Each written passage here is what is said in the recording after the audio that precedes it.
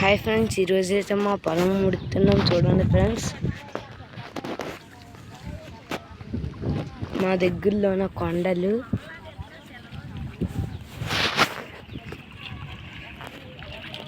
చాలా పెద్ద పొలం. మీరు ఎప్పుడైనా ఊడ్చుంటే లైక్ చేయండి.